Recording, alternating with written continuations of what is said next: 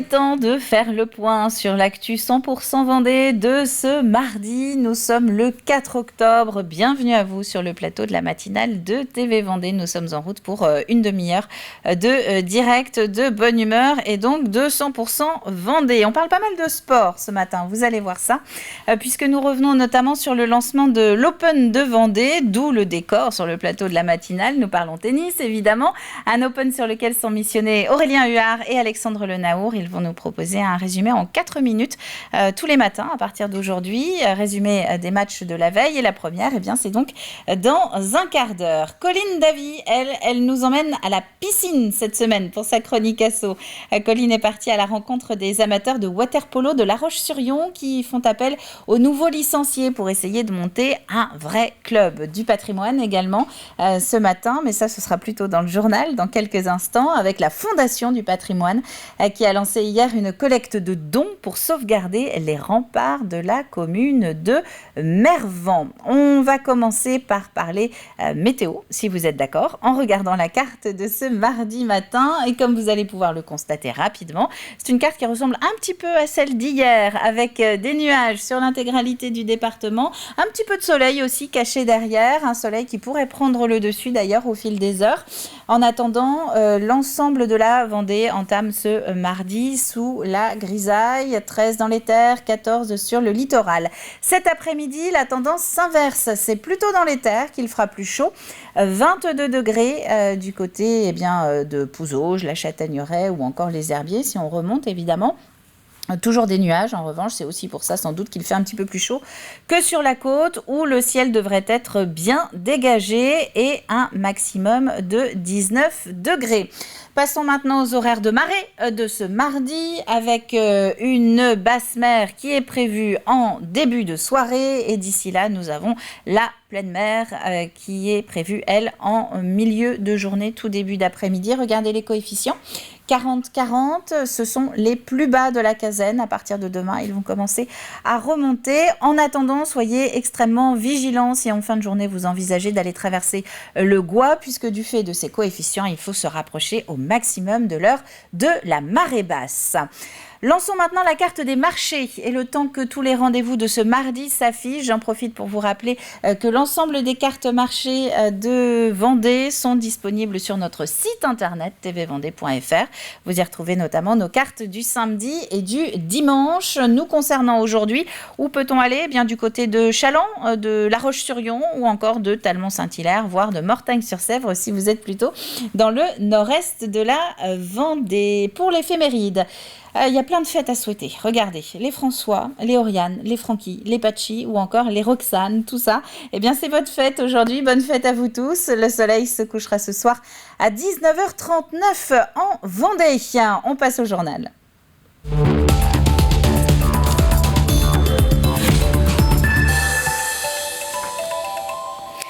Et c'est un pan de l'histoire du Sud Vendée qui va non pas renaître de ses cendres, car nous sommes plus dans la prévention que dans le sauvetage, mais qui va retrouver une certaine jeunesse. La Fondation du patrimoine vient de signer avec la commune de Mervan un partenariat pour restaurer les remparts. Un balcon au pied du château des Lusignan qui surplombe le lac de Mervan, évidemment. Un balcon qui a besoin d'être consolidé. Une mise en lumière du patrimoine est également prévue, d'où le lancement hier de cette collecte de dons. Les détails avec Grégoire de Châtillon. La convention d'appel aux dons est signée sur les remparts. Et voilà. Face à ce panorama exceptionnel, Merci. Un appel aux particuliers, un appel aux entreprises afin de restaurer les remparts de l'ancienne forteresse médiévale de Mervan. On peut constater un endroit qui n'a plus qu'un pilier de pierre bien posé, dit de pierre de taille, qui résiste. Et cet endroit se trouve au Belvédère en plus. Et à partir de là, ne serait-ce que pour une sécurité des touristes et des personnes qui viennent voir le magnifique point de vue que l'on a ici, Et il est clair qu'il faut que l'on fasse quelque chose avant que ça ne s'éboule. Aujourd'hui, il n'y a pas de danger encore immédiat, mais il faut quand même prévoir. Défricher, consolider, mettre en lumière les remparts de cet ancien château fort de la fin du XIIe siècle, situé autrefois là où se dresse aujourd'hui l'hôtel de ville de la commune. C'est l'ambition de la mairie grâce au concours de la Fondation du patrimoine. C'est plutôt une bonne nouvelle. C'est à la fois un site patrimonial, puisque donc on est au-dessus des remparts, on est sur le site de l'ancien château, et puis c'est aussi un site touristique. Je pense que c'est la plus belle vue du département de la Vendée, lorsqu'on est sur ces remparts et qu'on domine la mer finalement, puisque c'est le nom de la rivière qui coule au pied de ces remparts.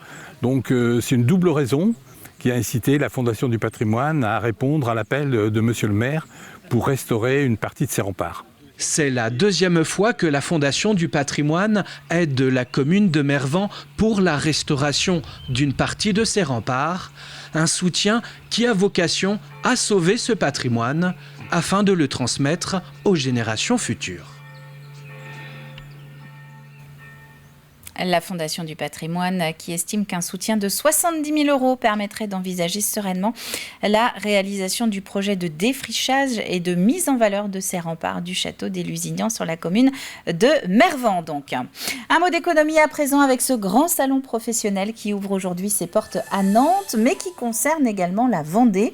Lancé il y a 30 ans maintenant, le salon Industrie Grand Ouest est organisé tous les 2 ans pour réunir donneurs d'ordre et sous-traitants des Pays de la Loire, de Bretagne et de Normandie. 25 exposants y sont cette année vendéens et 7000 visiteurs sont attendus d'ici jeudi soir. Ça se passe donc au Parc des Expositions de Nantes. Bientôt la première journée vendéenne consacrée aux troubles 10, une initiative de la jeune association AP10 85 qui regroupe des personnes, des parents principalement, concernés par les troubles 10 ou par les troubles du déficit de l'attention. 45 000 Vendéens pourraient être actuellement concernés et jusqu'à présent, il n'y avait donc pas de déclinaison locale à la journée nationale des 10 et des TDAH, comme on dit. Cette année, les choses changent. Rendez-vous le 8 octobre, c'est samedi, à l'école des Établières à La Roche-sur-Yon.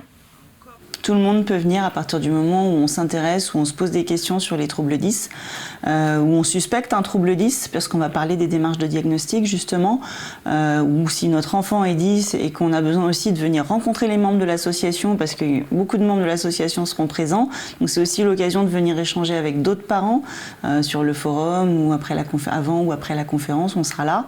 Toutes les structures qui travaillent de près ou de loin dans l'enfance et l'accompagnement des enfants, et qui vont être en questionnement par rapport aux 10 et au TDAH, il faut venir. Saint-Gilles-Croix-de-Vie travaille ses jumelages. La ville pourrait être bientôt liée à une station balnéaire de Lituanie. Une délégation de Palanga était en tout cas présente ce week-end en Vendée. Les premières démarches ont été entamées il y a 2 ans maintenant, à l'initiative d'ailleurs de Palanga. Elles pourraient aboutir l'année prochaine, mais vous allez l'entendre, il reste du travail. Il faut faire connaissance, il faut prendre le temps de travailler sur des projets, il faut arriver à faire des choses concrètes. En tout cas, on ne veut pas faire un jumelage pour faire un jumelage, on veut faire un jumelage qui soit concret, avec des actions concrètes qui servent aux habitants de notre ville, aux entreprises, puisqu'on a aussi des entreprises qui sont intéressées, et également aux associations. Il y a vraiment cet intérêt pour coopérer ensemble en ce qui concerne le développement des ports, et aussi la possibilité d'échange culturel, d'échange économique, et c'est quelque chose qu'on peut baser notre jumelage. La période de rentrée est propice en général au grand tri pour faire un petit peu de place dans les placards. Eh bien, la tendance est la même chez certains artistes. Un vide atelier était organisé ce week-end au Luc-sur-Boulogne. Le principe, casser les prix des œuvres déjà réalisées pour pouvoir continuer à travailler peinture et sculpture. Un événement qui a pâti du mauvais temps pour cette première édition, mais ce qui n'a pas empêché la bonne humeur d'être, elle, au rendez-vous. Alix Solanos. La pluie n'aura pas eu raison des sourires et de la bonne humeur des artistes présents. L'ambiance est plutôt sympathique, le temps est mauvais, mais c'est pas grave. on est là et on est très content de participer à cette édition. Un premier vide-atelier organisé par la galerie du Sénéchal des Lucs-sur-Boulogne. Il n'y a pas de thème particulier, chacun vient avec ce qu'il a chez lui, chaque artiste, et propose en fait à tout le monde ce qui reste en fait, qui sont souvent des invendus ou des choses qui sont qui ont été créées depuis 4-5 ans et puis qui traînent au fond de l'atelier. Puis à un moment, on se dit il faut s'en débarrasser. Voilà. Déstocker ces vieilles œuvres pour en créer de nouvelles, c'était donc l'idée de ce vide-atelier. Faire de la place pour les artistes et acheter à des prix plus qu'intéressants pour les amateurs d'art. Pour les 19 exposants, l'objectif principal n'est pas forcément atteint, mais le plaisir est là. Jusqu'ici, j'ai vendu un tableau. C'est mieux que rien, je ne me suis pas déplacé pour rien et je suis content d'avoir plu à quelqu'un qui m'a dit « celui-là, il me plaît, je vous l'achète ». Alors moi non, j'ai pas trop réussi à vider, c'était plus disons dans l'esprit d'une part de se retrouver après ces années Covid qui ont été un peu compliquées et puis de ressortir un peu effectivement des fonds un peu poussiéreux de ce que l'on a entassé dernièrement et puis surtout de permettre de redonner un petit peu de couleur à cette vie qu'aujourd'hui on a bien besoin parce que je pense que c'est nécessaire. Mission accomplie, en quelques minutes à peine, Daniel repart, des couleurs plein la vie. Très très contente, je regrette pas d'être venue. J'étais venue pour voir comme ça, sans plus. Mais je savais que s'il y avait le coup de foudre, j'achèterais. Et il y a eu un coup de foudre. Et il y a eu dès que je suis arrivée, je suis tombée sur la peinture qui me plaisait. Visiteurs et exposants, tous ont salué l'initiative de mettre l'art dans la rue, à portée d'œil, et n'attendent plus qu'une chose, du soleil pour la 2e édition l'année prochaine.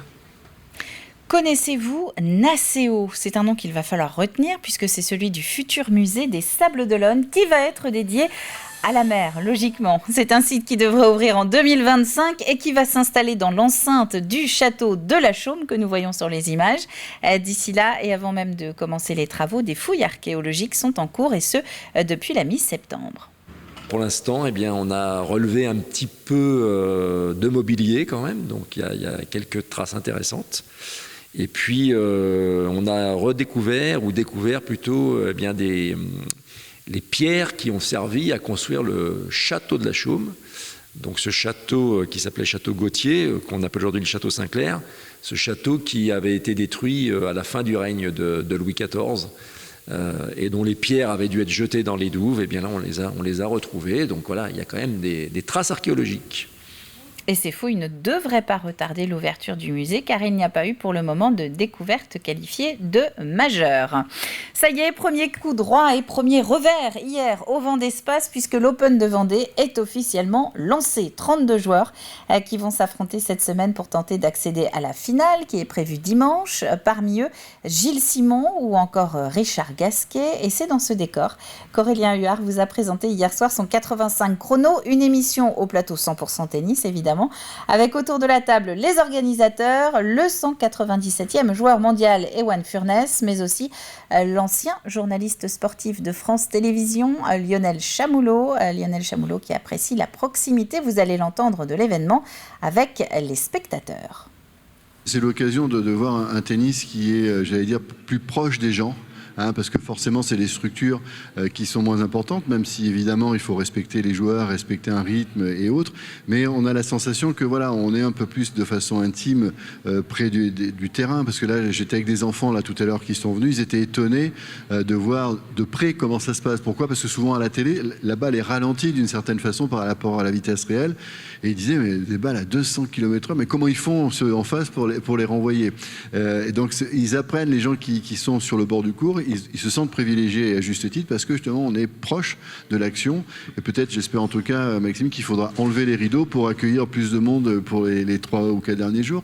Alors la réponse, ce sera plutôt sur la fin de semaine. En attendant, on va justement revenir sur les faits marquants de cette première journée de tournoi, juste après la météo, car nous arrivons au terme du journal et nous passons donc en prévision météo détaillée de cette première partie de journée. Regardez, une Vendée qui s'est réveillée et qui va entamer ce mardi avec plutôt des nuages, surtout si vous êtes dans le nord-ouest vendéen, côté Marais breton ou même sur l'île Dieu, des nuages gris sur le reste du territoire. Nuages un petit peu plus légers, quelques éclaircies qui sont prévues d'ici à midi. Côté température, 13 à l'est, 14 sur le littoral. Voilà donc pour le flash. Il est temps maintenant de retrouver nos chroniques du jour. Au programme, une matinée sport avec du water polo et nous commençons avec du tennis. Et oui, puisque à semaine exceptionnelle, matinale un petit peu exceptionnelle aussi, pendant quelques jours, nous allons consacrer une partie de l'émission au résumé de l'Open de Vendée. Que s'est-il passé hier pour le premier jour du tournoi ? Eh bien, la réponse, c'est avec le résumé d'Aurélien Huard.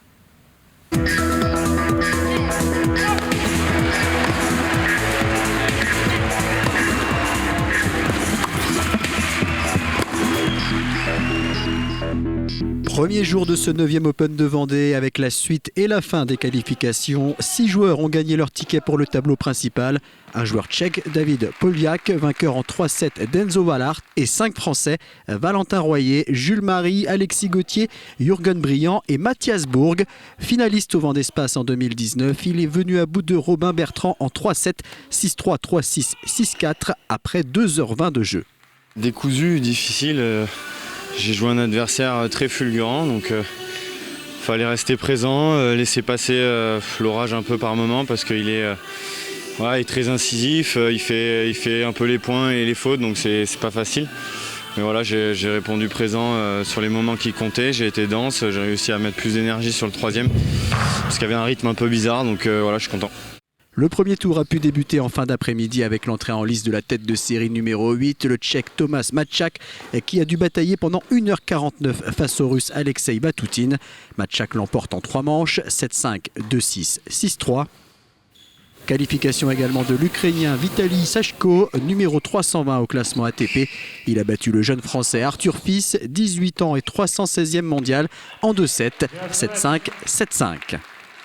Le public du Vendée Space a pu également assister à un duel entre 2 jeunes espoirs du tennis, le Français Arthur Cazot, 20 ans et 286e joueur mondial, face au Tchèque Jonas Fortek, 21 ans et 230e au classement ATP.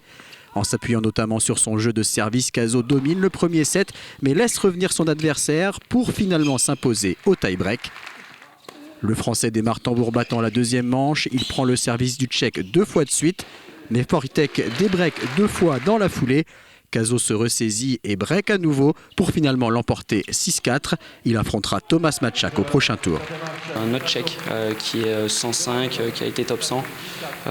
Donc encore un gros match. Il va falloir garder les mêmes intentions qu'aujourd'hui. Voilà. Après, de toute façon, je vais me concentrer sur mon tennis, sur ce que je dois faire, et on verra bien le résultat à la fin, quoi. Je suis très content de m'en être sorti. Voilà, c'est un très bon joueur que je connaissais des juniors vu qu'il a qu'un an de plus que moi. Je savais que ça allait pas être évident. Voilà, surtout j'étais en recherche de repères un peu sur dur intérieur. C'est que mon 2e tournoi là, de la tournée sur dur intérieur. Je n'ai pas forcément super bien joué la semaine dernière à Orléans. Du coup là j'étais plus en recherche de repères, essayer de faire mieux au niveau intention, et c'est ce que j'ai su produire aujourd'hui, donc je suis content de moi. Le dernier match de ce lundi opposait le Français Antoine Escoffier, numéro 207, à la tête de série numéro 7, le Slovaque Norbert Gombosch, finaliste de l'Open de Vendée l'an dernier. Après avoir perdu le premier set 6-2, Gombosch a repris les choses en main pour finalement s'imposer sur les 2 sets suivants, 6-1, 6-2. Suite du premier tour ce mardi avec un programme dense et alléchant. Dès 10h30, l'Américain J.J. Wolf, 75e joueur mondial et tête de série numéro 2, sera sur le court central face à l'Allemand Daniel Mazur. On retrouvera ensuite la tête de série numéro 1, le Tchèque Jiří Lehečka, face au Néerlandais Tim van Richthoven. Les Français Clément Tabur et Hugo Grenier feront également leur entrée. Jules Marie et Mathias Bourg tenteront de prolonger le plaisir après les qualifications. Enfin, le court central accueillera en soirée Richard Gasquet qui sera opposé à Jürgen Briand, puis Gilles Simon qui affrontera Quentin Alice.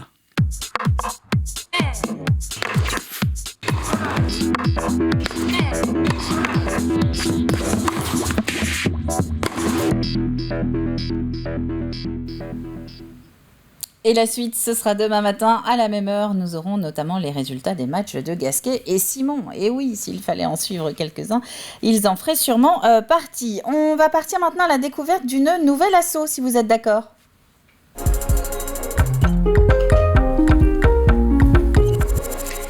Et je vous propose de troquer notre raquette pour enfiler un maillot de bain, puisque Colline Davy nous emmène à la piscine de La Roche-sur-Yon cette semaine.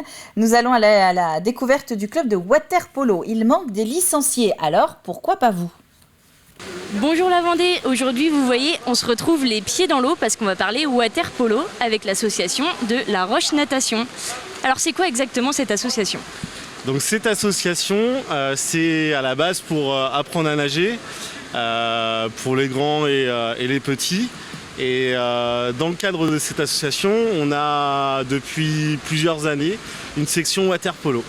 Et alors le water polo justement c'est un sport qui est peu connu et c'est pour ça qu'il y a quelques besoins pour le club, c'est ça si on peut dire ça comme ça ? Ouais tout à fait, ouais. Donc c'est un sport qui est peu connu en Vendée, il y a un peu de monde au niveau national.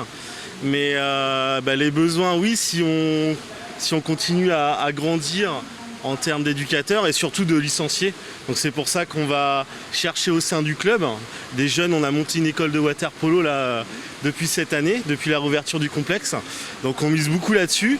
Et donc après, si ça grandit, des éducateurs pour encadrer tout ce petit monde.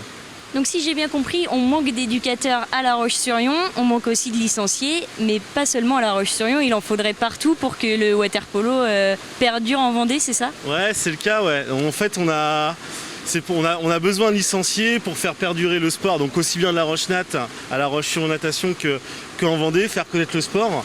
Donc nous, à travers l'école de water polo qui a été créée cette année, et donc à Chaland, ils sont en train d'essayer de monter une section water polo aussi. À Luçon, il doit y en avoir une. Donc l'idée, c'est vraiment de faire venir les jeunes et moins jeunes sur cette discipline et pour faire perdurer le water polo au sein de la Vendée. Et donc n'hésitez pas à contacter le club de La Roche, les autres clubs vendéens qui se lancent dans ce sport. Et voilà. Vous avez compris, le message est passé, les coordonnées vont s'afficher en bas de l'écran. Et moi je vous laisse, il faut que j'aille les entraîner pour les JO. Go.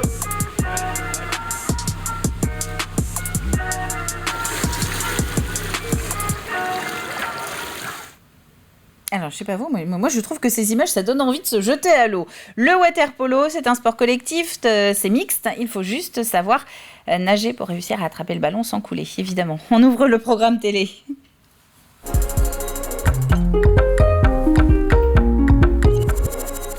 Et pour notre extrait du jour, je vous propose de retrouver les douillartistes dans le backstage de ce mardi. Vous vous souvenez peut-être de la venue de Sébastien Rabillard il y a quelques semaines sur le plateau de la matinale avec toute sa famille, les Rabillard. Donc, ils ont monté une pièce de théâtre qu'ils s'apprêtent à jouer sur les planches de la Longère de Beaupuy. Les douillards plutôt, puisque ce sont les douillartistes. Eh bien, voici deux nouveaux membres de la famille. Regardez l'extrait.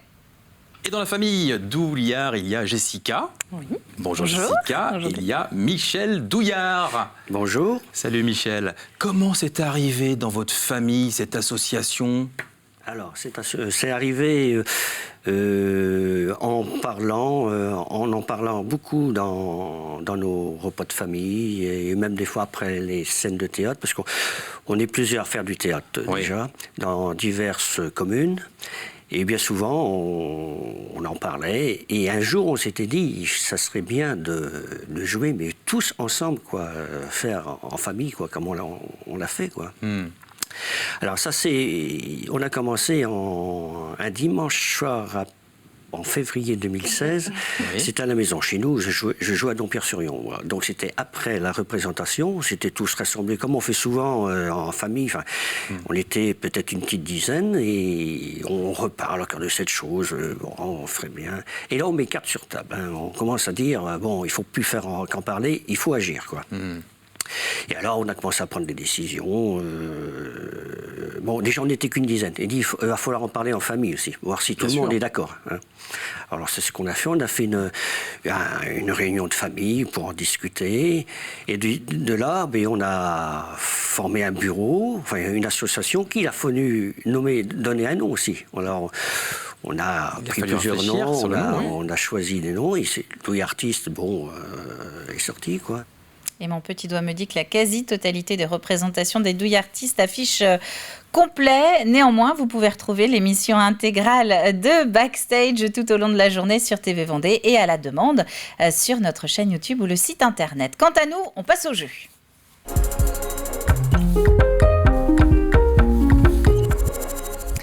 Et là, je n'ai plus le script. Donc la question, on va la faire en improvisation. Elle est plutôt facile. Regardez ces images.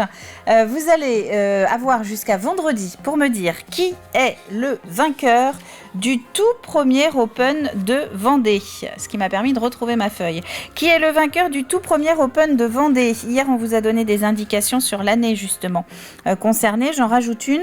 Cette année-là, 18 000 spectateurs se succèdent pendant le tournoi dans les gradins du Vin d'Espace. Cette année-là, 18 000 spectateurs se succèdent pendant le tournoi dans les gradins du Vin d'Espace. Vous avez jusqu'à vendredi pour envoyer votre réponse sur tvvendée.fr. À la clé, une place adulte, une place enfant pour le Nature Zoo de Mervan qui doit fermer ses portes pour la fin de saison 2022, tout simplement le 14 novembre. Donc, si vous voulez profiter des jolies couleurs de l'automne d'ici là, tentez votre chance. Vous avez jusqu'à vendredi. C'est la fin de cette matinale. Merci à vous d'avoir été une nouvelle fois présents. On se retrouve demain à partir de 7h en direct sur TV Vendée. D'ici là, très bon mardi à vous tous et à demain!